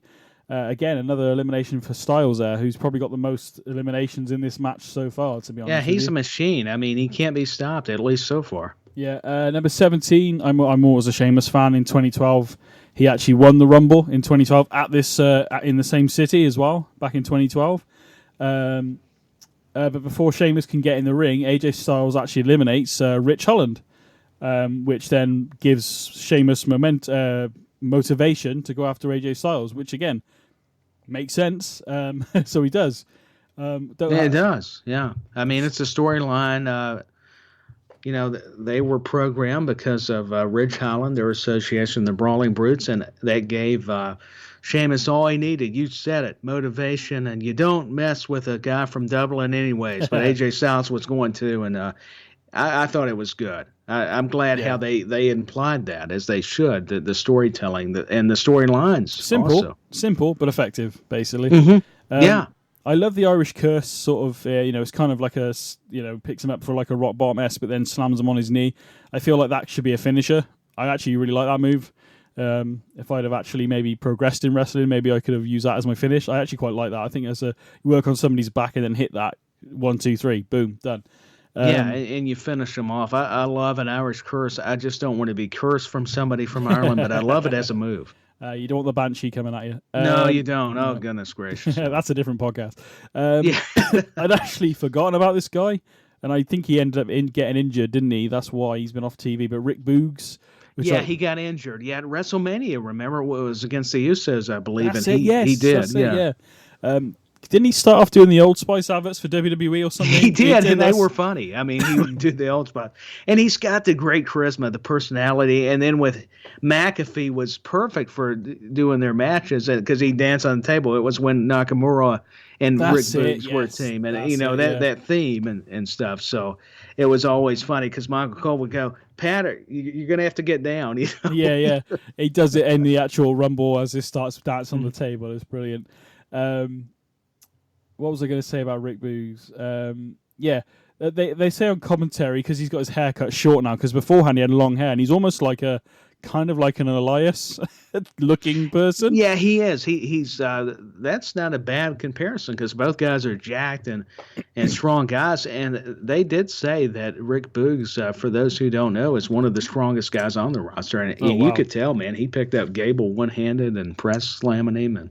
I mean, I don't know whether anybody. I mean, on commentary they say he looks like Freddie Mercury, and he kind of does with that tash and that short hair. I can see what they're getting at, but when I looked at him, especially the strength when he's picking people up in this ring, for some reason, this isn't really my era, but I have seen clips and I've seen stuff with my mate NGB, who's been on this show, has pointed out. But Dan Severn, he kind of reminds me of Dan Severn. I don't know whether you're aware who that is. Yeah, Dan Severn, the facial hair and stuff. Yeah, that actually did not correlate the two, but that's why you're the man. It just came to me today, and I'm looking at him going, kind of look like, what's his Severn? What's his first name? I had to Google it in the end, but it was Dan Severn. I was like, yeah, okay, if you find a picture of Dan Severn back in the day, I'm not going to say they're twins or anything, but I was looking at him going, he kind of looks like Dan Severn. But you can see enough of the similarities in their looks. He just he looked like he had just Dan Severn just bigger as far as the muscles, but Man, Dan Severn is still a beast today. I think I don't know if he's still working doing the wrestling or MMA. I know he's training a lot of people still. But yeah, that is so interesting. Dan Severn, Rick Boogs, huh? Give it a look, ladies and gents. Yeah, do it. I recommend it because now I'm going to have to. Where do we get to? Madcap. Oh yeah, Madcap Moss comes in. I'm not going to lie. When he was with Corbin, he annoyed me, which I think was the point. But probably the biggest upset of the Rumble is that with help from Corbin as well. I'm going to state this outright that Madcap Moss actually eliminates AJ Styles from the Rumble, and it's. Oh, it had to be, and I think it was clever. This was a part of the booking I didn't mind because, let's face it, I would have loved AJ to win it, but I don't know that he would have needed it at this point, due to how the WrestleMania picture that can be argumentative like anything, but. This they were looking to really give momentum to Madcap Moss and to Corbin, so that's how I kind of viewed it. It was interesting, wasn't it? I was quite surprised that it was Madcap Moss, but maybe boost. Well, that was surprising. Yeah, knowing it's AJ Styles, so I can also see the other side of it. Yeah, definitely. Number 20, he was known as Riddle. Unfortunately, during this time. Riddle had lost his first name, Matt, but obviously we all know him as Matt Riddle again. We're looking for Matt. Where's Matt? Yeah. Corbin and Madcap actually eliminate Boogs during this moment as well, and they're sort of having sort of the run of the Rumble at the moment. It's picked up a bit now. I'm starting to enjoy it a bit more now. There's some bit more going on. This was the start of more of the action. Yes, definitely. And then the sword swings on the Titantron, and the bagpipes start playing, and Drew McIntyre's returned because he'd been taken out by Corbin and Madcap a few weeks prior. Drew McIntyre is on a mission. I kind of found it quite funny. Corbin tried to throw the wrestlers at Drew, and Drew just knocked him down, which is quite funny. Yeah, just like bowling balls. Yes, you think that's going to stop me? Basically, ultimately ends up with Drew throwing out Madcap Moss and Corbin, but he's not done with them because he ends up going out of the ring, not eliminating himself, and laying literally, I'm going to take a line from The Rock here, laying a smackdown on these guys for what they've done to him in previous weeks. He was getting revenge. They thought they were going to injure him with that neck injury. Forget it. You don't mess with the Scottish Warrior. Hell no. They're all sort of knocked out and stuff. The action's kind of going on in the ring. And then the KO music kicks in. Drew McIntyre basically waits for KO, and they start scrapping outside the ring, and then back into the ring. And again, like I said, this is where the action's really picking up now in the Rumble, and it's a nice change of pace since probably about number 11-ish. There's not been business, much as JR would say, BenNy, is picking up. Absolutely. KO and Drew fight back in his ring, as I said. Rey Mysterio, number 23, which was really cool. He had a good pop as well. That's what I was going to say earlier. Dominic actually had a good pop as well when he came out to the ring. No, he did. I was going to ask you, how legendary is Rey Mysterio? Because I followed his career back in WCW into WWE, and the guy never ceases to amaze me how he can move, how he can execute in the ring. Definitely future Hall of Famer, that's no doubt. I mean, Rey Mysterio just... My goodness, he just always impresses. Rey Mysterio is a legend, 100%. Won the Rumble back in 06, I think, from number... What? No, 2 he won it from, didn't he? Number 2, Rey Mysterio won it from. Again, and I believe Triple H was number 1 in that year, because obviously that was months prior. Eddie Guerrero, unfortunately, had passed away, so, but... Yeah, it was a sad time, even though you get excited for the Rumble, there was Eddie's passing, and... But you've nailed it. Rey Mysterio, legend, guaranteed Hall of Famer. I don't know when his career ends. That guy just seems like... I don't know that it's going to end anytime soon, the way the guy's going. I honestly don't... You see him come to the ring here. This was obviously last year. Smooth poetry, emotion, not to take anything away from the Hardys at all, but it's just... he just moves perfectly in the ring. He does. I think he's probably in a nice position where he could go, right, I can retire on my own terms, maybe, but when that's going to be, I have no idea. I think another word, too, for how he moves is very fluent. Yeah, definitely. Fluid. And he's amazing. Rey Mysterio, multi-time world champion. He's been a tag team champion, a cruiserweight champion, a US champion, Intercontinental champion. He's done it all. He's literally done it all. Won the Rumble. Belt. He's won the Rumble, and yeah, he's done some great things, crazy things. Another one of those guys that broke that sort of cruiserweight barrier. Eddie did it, Jericho did it, Ray's done it. There's others as well that broke that cruiserweight sort of stigma. That's another thing, BenNy. I'm glad you brought up that these guys should be admired for. They did. They proved they were more than just lightweights or cruiserweights. They could be world heavyweight champions and be the underdog and actually match up with a lot of the other big guns and superstars. Him and Batista back in the day teaming up as tag team.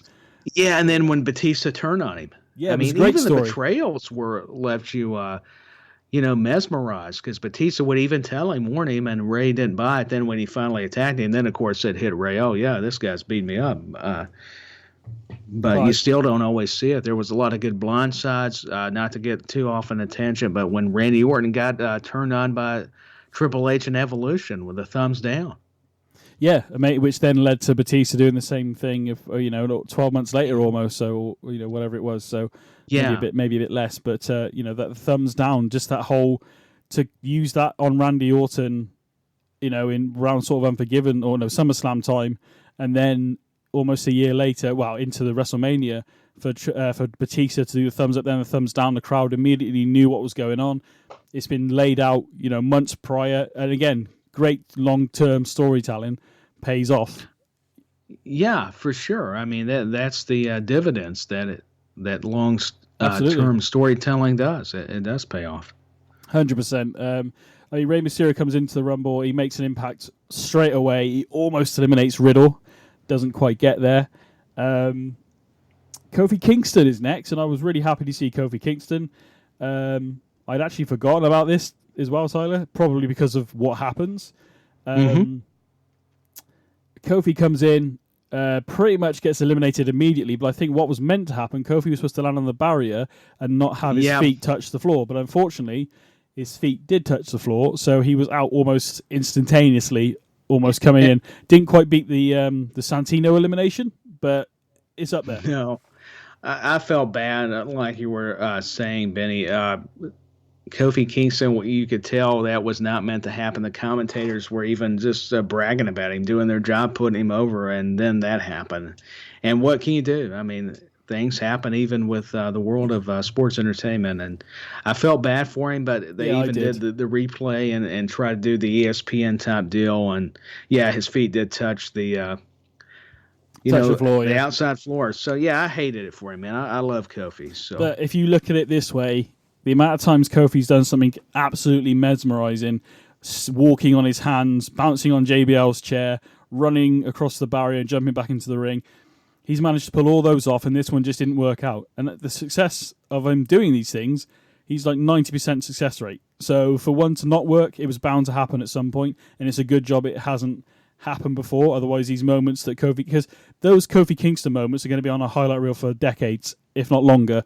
And they have been, because of the way he's managed to get back in the ring without, walking on his hands was freaking amazing. Oh, that was unbelievable. I can't even walk on my feet good all the time. But walking on his hands, and they'll be remembered for sure. Like you said, those moments. That was good. I enjoyed it. Yeah, no, I'm like the same. Well, I tried. I got fortunate there. I didn't know if a lot of times I don't make sense, maybe, and even then I'm not sure. But hey, it makes sense to me, and you make sense to the listeners. Don't worry about it, man. Okay. Well, I'm glad. I didn't want to get any hate tweets or hate mail. I just block them. It's fine. Number 25, the other half of Alpha Academy, Otis comes in. I like Otis. I'm a big fan of his stuff. I liked him back in NXT. Heavy Machinery and stuff didn't quite come over, but himself, his personality is really funny. He's good in the ring as well. Watching his expressions, facial expressions, is what I was meaning. And he's a powerful guy. Low to the ground, stocky guy, and look how far he's came as far regarding his career now. Even back from NXT till now, he's done really well. I want Alpha Academy to progress a bit more and be more of a. I mean, they are on the show every week. They're doing something every week, which is brilliant for them.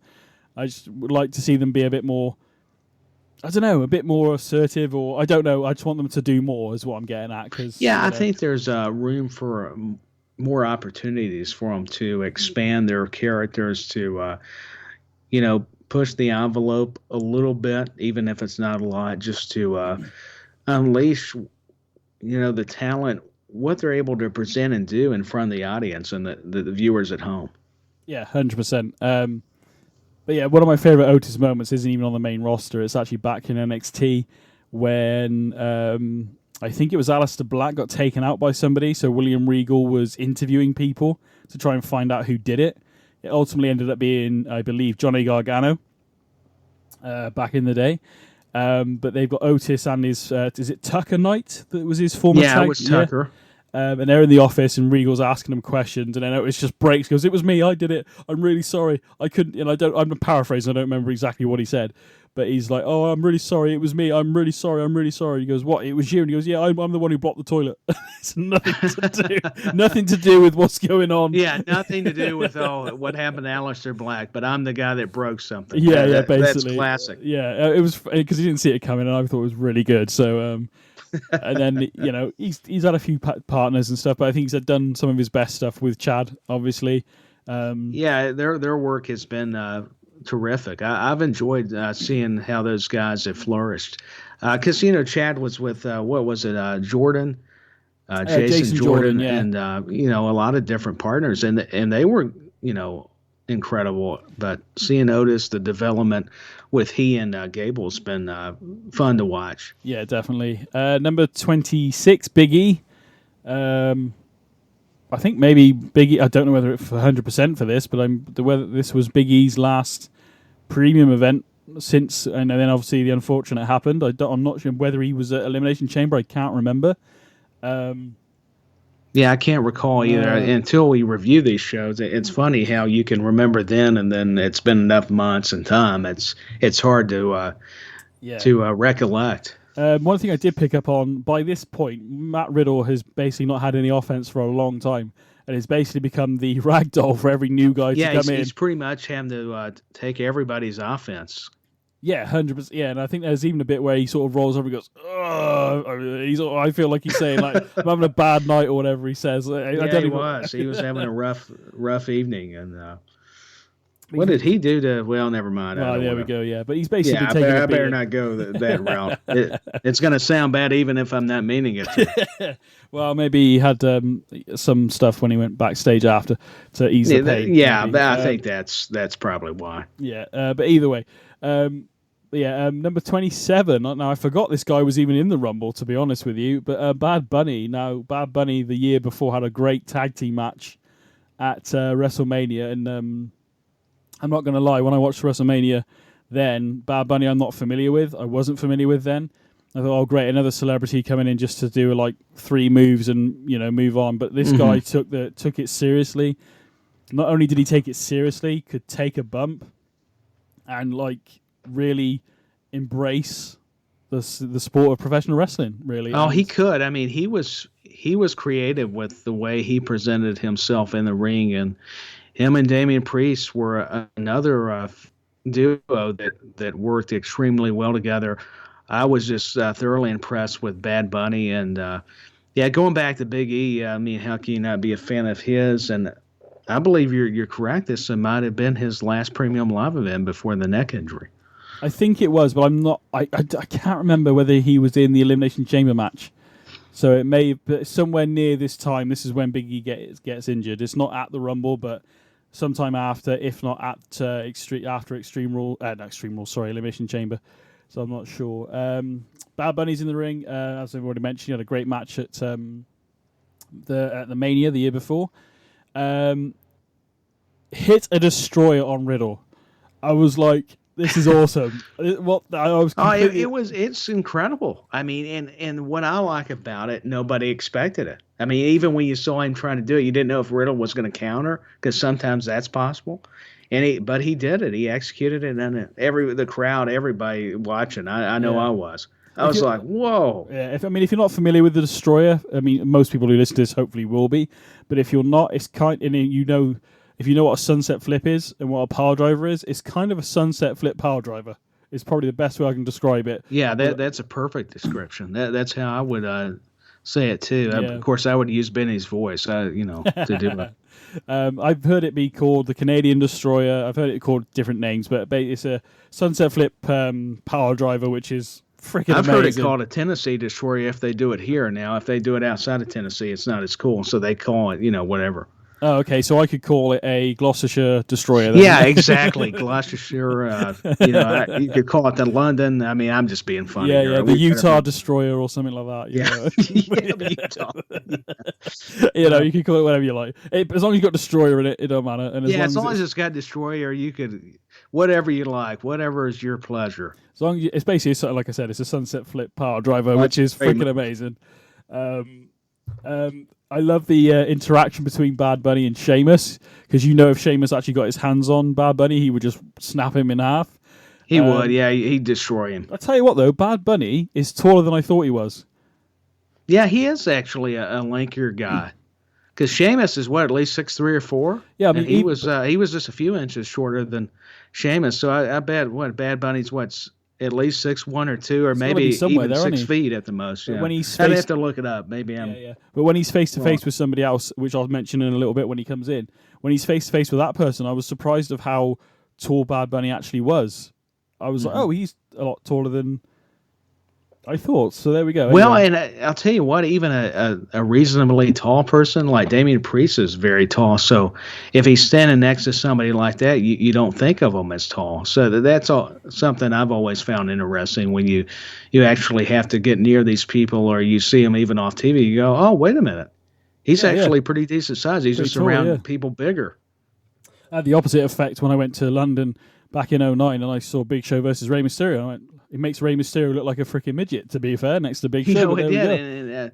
But to be fair, that's how I would look, because I'm about Ray's height. I'm a very short guy. So if I'm in there with a guy nearly 7 feet, I'm going to look like Hornswoggle's lost cousin. So I like that. That's good. And I like Hornswoggle. He's funny. But, he was good back in the day. To be fair, I would look more like one of his relatives against the Big Show or somebody. Well, maybe Hornswoggle will inherit the WWE, since he is the illegitimate son of Vince McMahon. That is so true. Talking about storytelling, maybe Hornswoggle ought to buy the WWE. That'd be hilarious. Why not? It would be funny.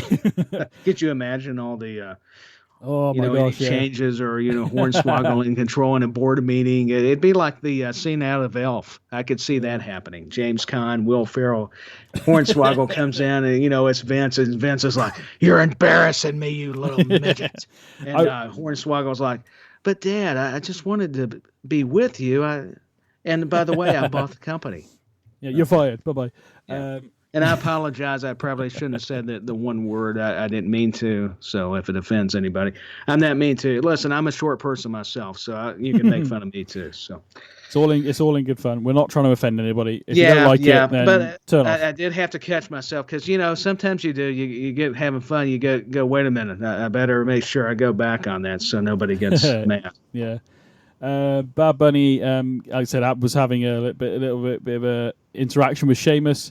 It looks like Sheamus is going to throw Bad Bunny out, but Bad Bunny manages to go over the top rope, stop himself, lure Sheamus into trying to do the bro kick. He misses, and Sheamus, I don't know whether Bad Bunny eliminates Sheamus or whether Sheamus eliminates himself. I would say Sheamus probably eliminates himself at this point. He probably helped get himself eliminated.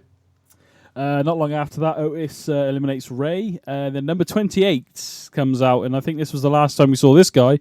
Shane McMahon. We haven't seen him since, have we? No, Shane McMahon comes out. I understand backstage stuff, or whether this is true, I don't know.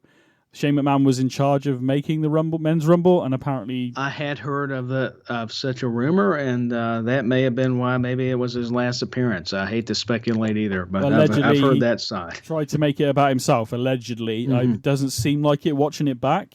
No, that's what I was wondering. He came in at 28, but to be honest, I didn't feel like he was trying to overshadow anybody. It didn't seem to do. Yeah, no, I agree. But I mean, watching it back now. And even then, actually, it didn't seem like it. Mm-hmm. Yeah, was it the best Rumble ever? No. And in fact, actually, it's probably... I mean, it's good to look back at it to see where people have gone since then, like we've done. But it is not one of the best Rumbles ever, to be honest with you. No, it's not going to rank as high, but I like how you brought out the positive about it. It did elevate it, or at least you could see some parallels from a lot of the talent that were involved and how far they've came now. Yeah, so I think there's a lot more. And I'm not going to say it wasn't star power in this Rumble, but it seemed very lacking. I don't know what it is about it, whether it's that or whether it's the way it was booked. I have no idea, or whether it's just a long night. This is the last thing on the card. I don't know. There's a lot of factors, I'm sure. But the crowd did wake up when number 29 came in because it's St. Louis's own Randy Orton. Oh, and how could they not? Yeah. Randy Orton eliminates Big E when he comes out. RK Bro eliminate Otis, and I loved Riddle. Riddle, as soon as Randy Orton came out, Riddle woke up again almost. He did. That was his wake up call. And I don't mean to get ahead of ourselves here, Benny, but what about that RKO? That's what I was about to go to. So you're you go ahead. I don't want to give it away, but that definitely made an impression. Well, Otis before Otis got eliminated, they knocked him down, and basically, he steps on almost like poetry in motion back in the day, but hits an RKO. Was it Riddle? Sorry, it's an RKO, which is like it looked really cool, to be honest. It did. I mean, it was amazing. I forgot to mention that Shane McMahon actually eliminated Kevin Owens as well.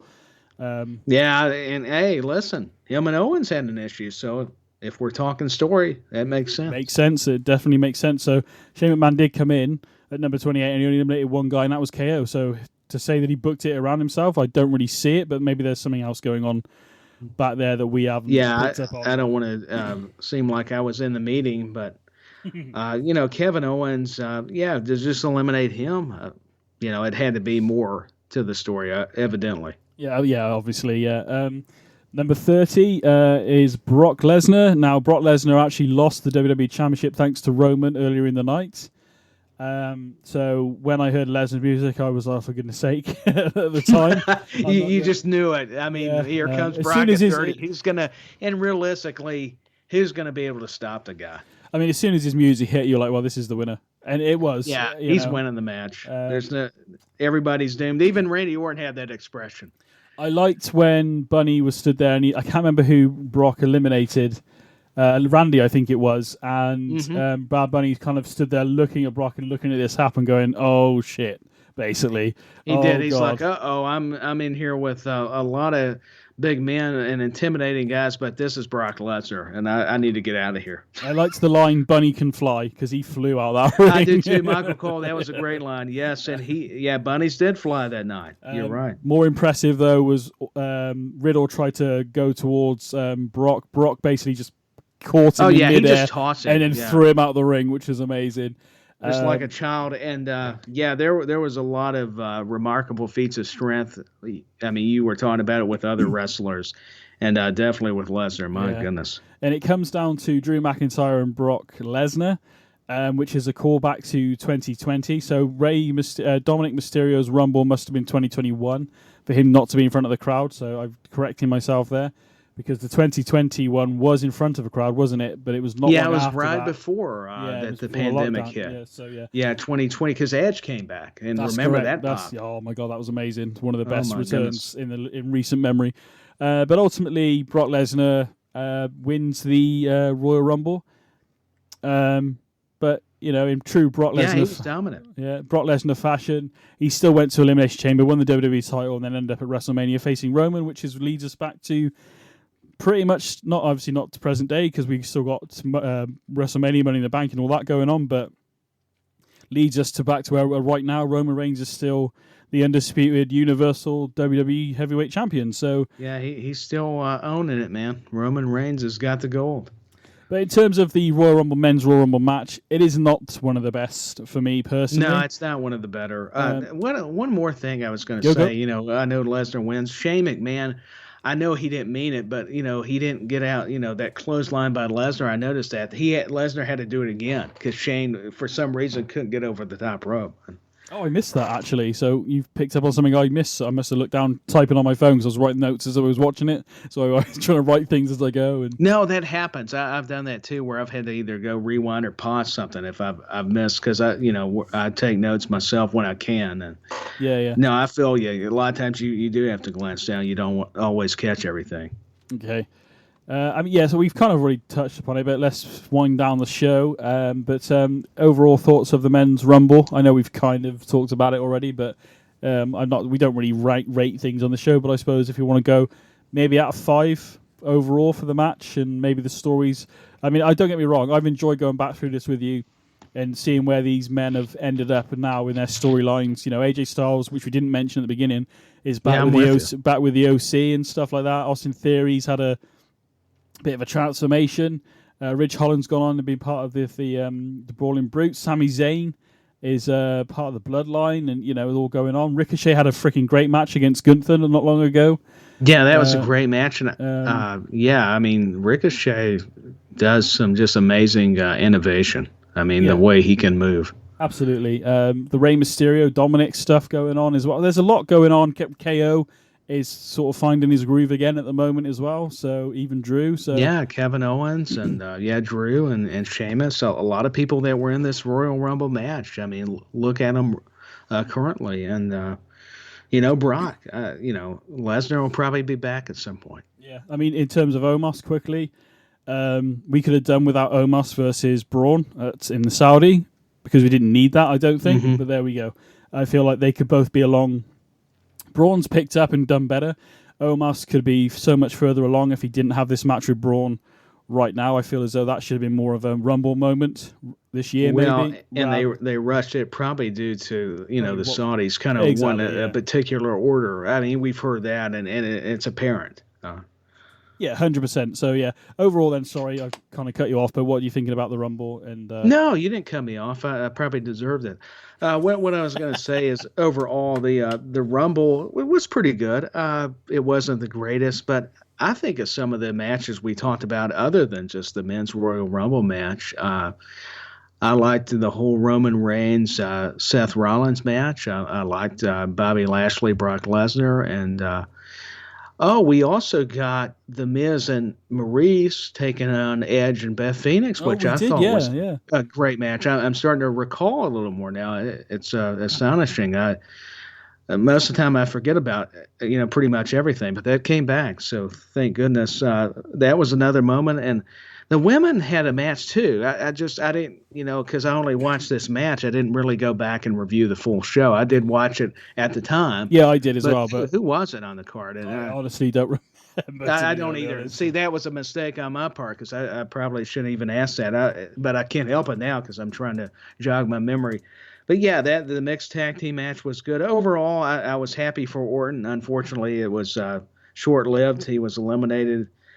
I guess I'm just the whole point and premise, what we've already discussed. I'm happy with seeing how a lot of the guys have propelled lately, or however the word, maybe skyrocketed as far as their careers. It was I think that's pretty much the takeaway. It was Becky Lynch versus Doudrop for the Raw Women's Championship. That was the match on the Raw that's card, correct. so Yeah, Doudrop and Becky Lynch. Yeah.